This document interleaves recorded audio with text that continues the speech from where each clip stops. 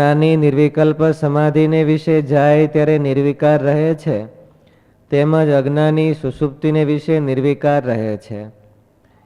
અને જ્યારે ઇન્દ્રિયોની વૃત્તિ અનુલોમ થાય છે ત્યારે તો જ્ઞાની ને અજ્ઞાની બેય કામાદિકે કરીને વિક્ષેપને પામે છે. એમાં તો જ્ઞાની અજ્ઞાનીનો કાંઈ વિશેષ જણાતો નથી. માટે હવે બીજા પરમહંસ ઉત્તર કરો. પછી તો ગોપાળાનંદ સ્વામી, દેવાનંદ સ્વામી, નિત્યાનંદ સ્વામી મહારાજે એવું શબ્દ વાપર્યો કે જ્ઞાની છે એ નિર્વિકલ્પ સમાધિમાં જાય ત્યારે નિર્વિકાર રહેશે, એવું કીધું. એવો શબ્દ વાપર્યો, ફરીથી વાંચો તો. અને જેમ જ્ઞાની નિર્વિકલ્પ સમાધિને વિશે જાય ત્યારે નિર્વિકાર રહે છે, તેમજ અજ્ઞાની સુષુપ્તિને વિશે નિર્વિકાર રહે છે. મહારાજ એને જ્ઞાની કીધો છે. એટલે જ્ઞાની થાય તો કઈ નોલેજ છે એ બી બાળતું નથી, સ્કિલ છે એ બી બાળે છે. આ લોકની સ્કિલ નહીં, જનક રાજાની જેવી સ્કિલ છે હોય તો એ બી બાળે.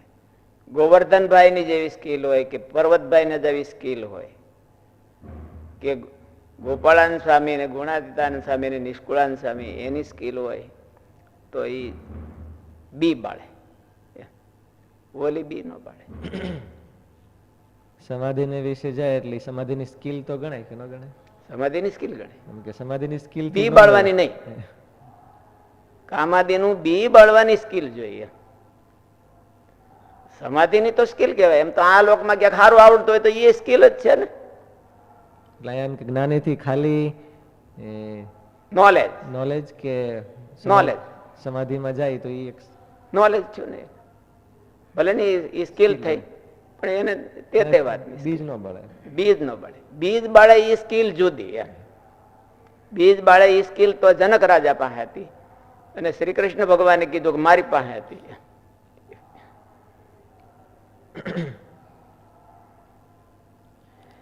અને જેમ જ્ઞાની નિર્વિકલ્પ સમાધિને વિશે જાય ત્યારે નિર્વિકાર રહે છે, તેમજ અજ્ઞાની સુષુપ્તિને વિશે નિર્વિકાર રહે છે.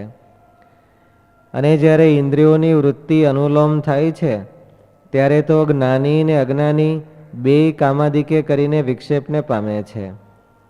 એમાં તો જ્ઞાની અજ્ઞાનીનો કાંઈ વિશેષ જણાતો નથી. માટે હવે બીજા પરમહંસ ઉત્તર કરો.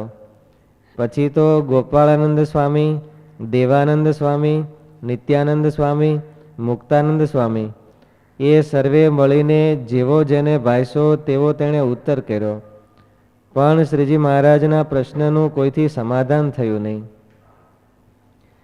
પછી શ્રીજી મહારાજ બોલ્યા છે, જેમ જનક વિદેહી હતા તે પ્રવૃત્તિ માર્ગમાં હતા તો પણ નિર્વિકાર હતા.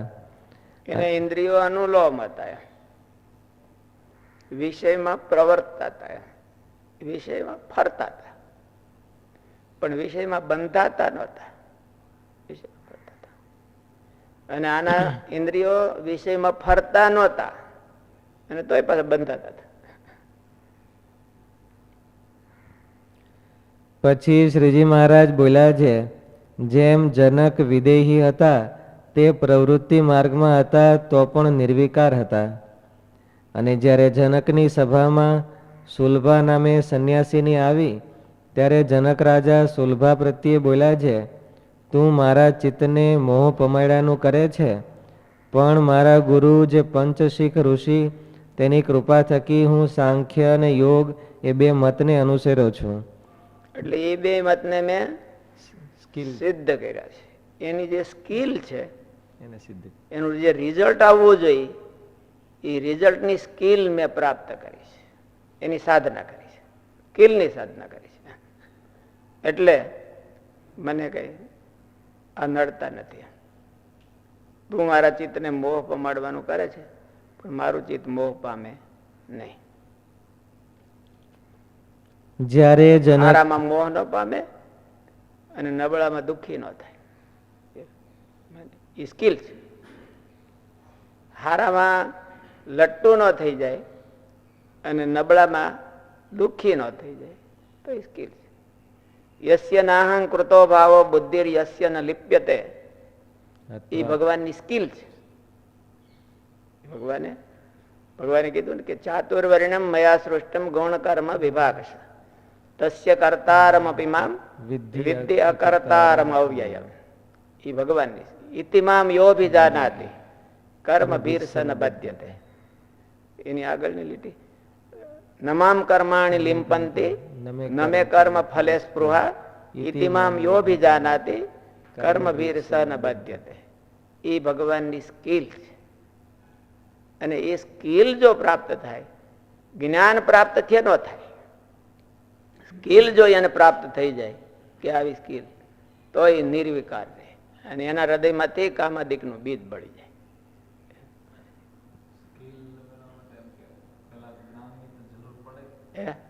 જ્ઞાનની તો જરૂર પડે. જ્ઞાન વિના તો સ્કિલ આવે ને. જેને જેટલી સ્કિલ હોય એટલું જ્ઞાન તો અવશ્ય જ હોય. કોઈ હારા તબલા વગાડી શકતો હોય તો એને તબલા વગાડવાનું તો જ્ઞાન હોય જ. એ તો નેક્સ્ટ સ્ટેપ છે. સ્કિલ છે એ નેક્સ્ટ સ્ટેપ છે. પણ એમાં બધા જ્ઞાનની જરૂર ન પડે. નિર્વિકલ્પ સમાધિ થવાની જ્ઞાનની જરૂર ન પડે. એમ એનો રસ્તો જુદો જ છે. એટલે એ સ્કિલ મળે તો એને થાય. બધી સ્કિલની જરૂર હોતી ક્યાં હોય છે એને?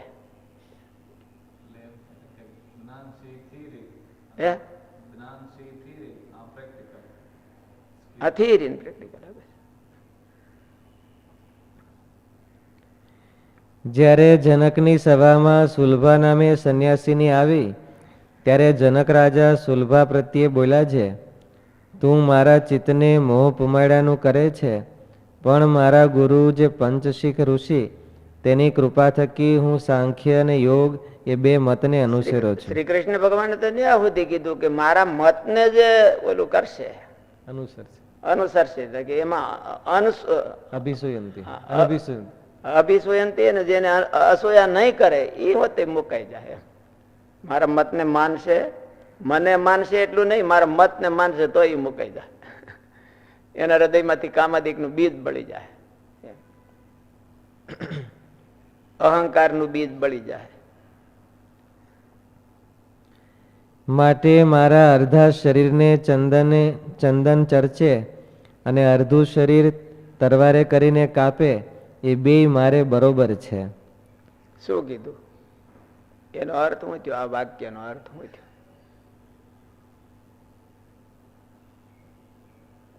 ગમે એટલા સુખ દુઃખ આવે તો એમાં બે માં અડધા શરીરને ચંદન ચર્ચે અને અડધા શરીરને કાપે. તો કાપવું અને ચંદન ચર્ચવું ઈ બરોબર છે કે હું?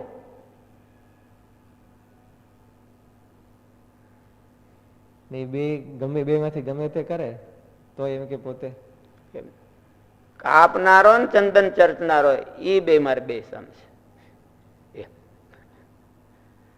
આપડી કોઈક કાપે અને આપડે કોઈક વખાણ કરે તો એ બે બરાબર રે?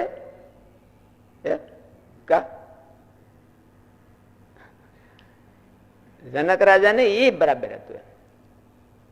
તો ઓલા ન કરતો બધા રાજમાં તો હોય ને કે લ્યો અમે કાપીએ તમને, એકાદે કુવાડો લઈને તમારો હાથ કાપી નાખી. તો એમ કાપવા દે જનક રાજા? એને કામ બાકી હતું ને બધું થોડુંક, એટલે કાપવા ન દે. પણ કે તું સેટરે જયારે તારે કાપવું એટલું કાપી, એમ તો મારો સંભાવ છે. એમાં સંભાવ છે. હાથ કાપે એમાં સંભાવ નહીં, પણ એની નિંદા કરે એમાં સંભાવ. જો મને કાપે, કદાચ એનો હાથ કાપી નાખ્યો ઓલું કરે ચંદન ચર્ચે, તો હાથ કાપ્યો ને ચંદન ચર્ચે એમાં સંભાવ એવું નથી. એમાં સંભાવ થાય તો જ ઓલાને સંભાવ થાય. પણ એ મારો કોઈક હાથ કાપી નાખે તો એ મને એવો જ લાગે છે, મને કોઈક ચંદન ચર્ચી જાય તો એ એક હરખો જ લાગે છે.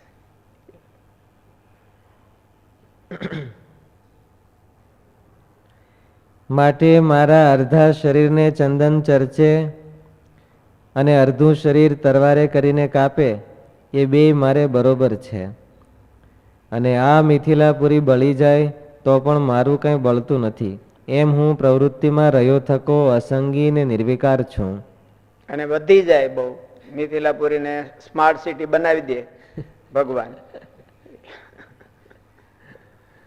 કે આખી બળી ગઈ, તો જનક રાજાને પછી કેમ સ્માર્ટ સિટી બનાવી દે તો મિથિલાપુરીને તો કે રફ સિટી હોય તો મારે સ્માર્ટ સિટી જેવું છે અને ઓલું સ્માર્ટ હોય તો રફ જેવું છે, બે હરખું છે.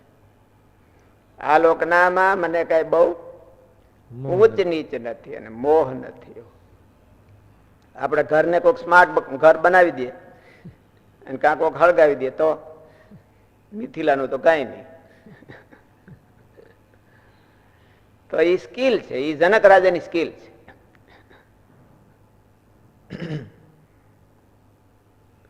જનક રાજાને એવી સ્કિલ ક્યાંથી આવી કે ઘરમાંથી જે ભાલા ઉભા થાય છે એ બધું જોતા હતા એને જનક રાજા. એને ખબર છે કે આમાંથી સ્માર્ટ ઘર છે પણ આમાંથી એટલા ભાલા ઉભા થાય છે અને ભાલા ઉભા થાય છે એ જ્યાં સુધી ન જોઈ શકે ત્યાં સુધી સમદ્રષ્ટિ ન આવે. ભાલા ક્યાં ક્યાં ઉભા થાય છે એને ભવિષ્યના ભાલાને ભાળે ત્યારે એને સમદ્રષ્ટિ આવે જનક રાજાની, ત્યારે એનું બી બળી જાય. પછી ભાલાને થોડું કોઈ ઇન્વિટેશન દે, ભાઈ તું આવજે આજ.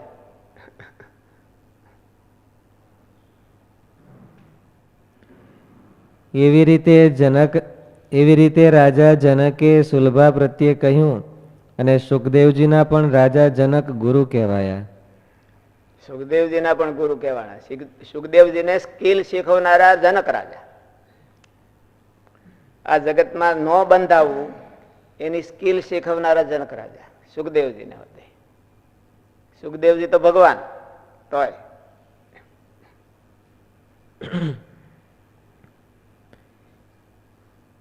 એવી રીતે રાજા જનકે સુલભા પ્રત્યે કહ્યું અને સુખદેવજીના પણ રાજા જનક ગુરુ કહેવાયા.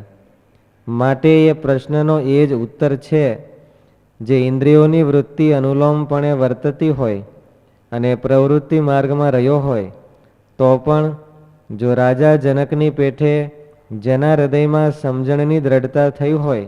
આ વચનાવ્રત છે એ જનક રાજાની સમજણનું વચનાવ્રત કહેવાય છે. જનક રાજાની સમજણ શું સમજે? જનક રાજા શું સમજતા હતા? બધાનું પરિમાણ કરી રાખ્યું. આ જગત છે અને જગતના પદાર્થો છે એ બધા જીવના શત્રુ છે. નાશ વાળા હોય તો એક નાશ પામે તો એક બે લબરકા લઈ લઈએ એમ. નાશ પામે એટલું જ હોય તો એક બે લબરકા લઈ લે હોતે, પણ એવું નથી એમ. જનક રાજાના પ્રસંગો બધા ભેળા કરીને એની સમજણ હું એનું સર્વે કરવું જોઈએ. જનક રાજા અને સુખદેવજીના પ્રસંગો હોય કે ઓલું શીલા બાંધી હતી એ કાર્ય બધા એને મળ્યા. આ બધા એના પ્રસંગો છે ને જુદા જુદા.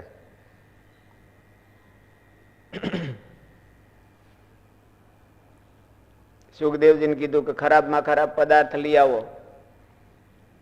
આ બધા એના પ્રસંગો છે. જે જે શાસ્ત્રમાં જનક રાજાના પ્રસંગો મળ્યા છે, વર્ણવ્યા છે, એ બધા પ્રસંગોનું વર્ણન એટલે એમ કે સર્વે કરવાના.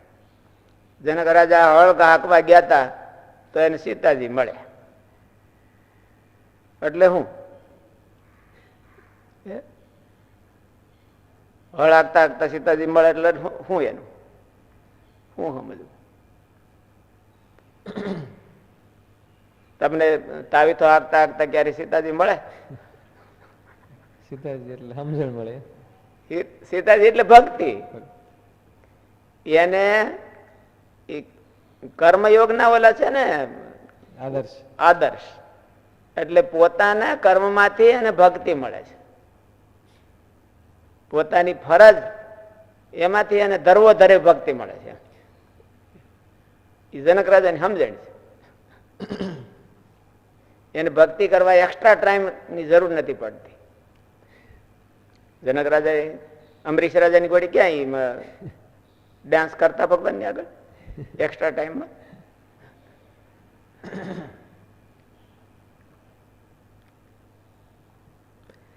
માટે એ પ્રશ્નનો એ જ ઉત્તર છે, જે ઇન્દ્રિયોની વૃત્તિ અનુલોમપણે વર્તતી હોય અને પ્રવૃત્તિ માર્ગમાં રહ્યો હોય, તો પણ જો રાજા જનકની પેઠે જેના હૃદયમાં સમજણની દ્રઢતા થઈ હોય, તો તે કોઈ રીતે વિકારને પામે નહીં. અને જેને જેવું જાણવું જોઈએ તેવું યથાર્થ જાણ્યું હોય, જે આ તે સાર છે ને આ તે અસાર છે. પછી એક ભગવાનની મૂર્તિ વિના જેટલા અતિ ખુવાર કરનારું છે. અસાર એટલે આ જગત છે એ અતિ જીવને ખુવાર કરનારું છે. એવું એને સમાધિ થઈ ગઈ હોય તો વાંધો ન આવે, તો એનું બી વળે. અને ભગવાનનો રસ્તો છે એ અતિ સાર છે, તો એવું એને સમાધિ થઈ ગઈ હોય તો વાંધો ન આવે. નકર તો કોઈક બીજું બી નાખી જાય, આ બળ્યું ન હોય તા.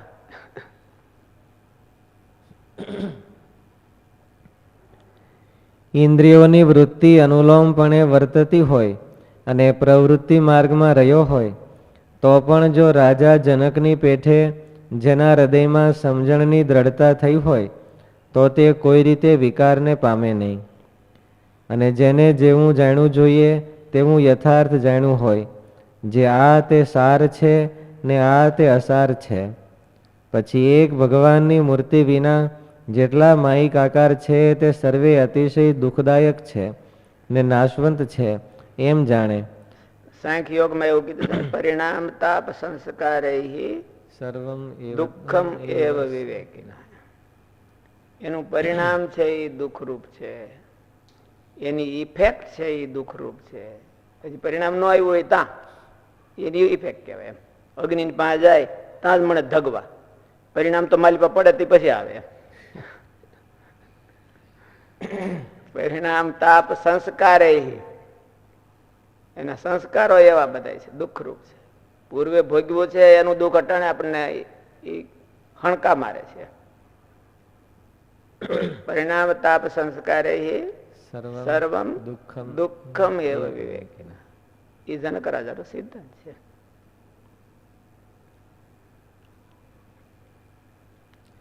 પછી એક ભગવાનની મૂર્તિ વિના જેટલા માયિક આકાર છે તે સર્વે અતિશય દુઃખદાયક છે ને નાશવંત છે એમ જાણે. અને પોતાને દેહ ઇન્દ્રિયોને ખાલી નાશવંત થી એમાંથી જીવ નીકળતો નથી. એમ દુઃખદાયક જાણે તો જીવ માલિપાથી નીકળે. માણસ નાશવંત હોય તો કે કાંઈ વાંધો નહીં, જેટલા નાશ ન પામે ત્યાં સુધી તો લબરકા લઈ લઈએ એના. પણ દુઃખદાયક જાણે તો એમાંથી જીવ નીકળે, તો બી બળે. એટલે દુઃખદાયકપણાની સમાધિ થાય એને, તો જનક રાજાની ઘોડે બી બળી જાય.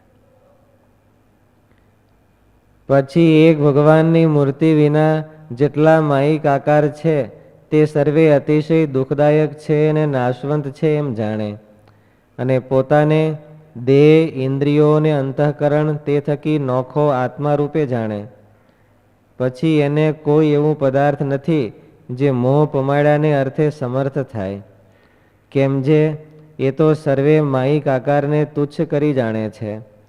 અને એવી રીતે જેના અંતરમાં સમજણની ઘેડ બેઠી હોય ને તેના ઇન્દ્રિયો પ્રવૃત્તિ માર્ગને વિશે સર્વે અનુલોમપણે વર્તતા હોય. આટી પડી ગઈ હોય મહારાજ કે, ઘેડ બેઠી હોય એને આટી પડી ગઈ હોય, એને એવા આ પદાર્થો આવા છે એવી એને જીવમાં આટી પડી ગઈ હોય તો પછી ન બંધાય.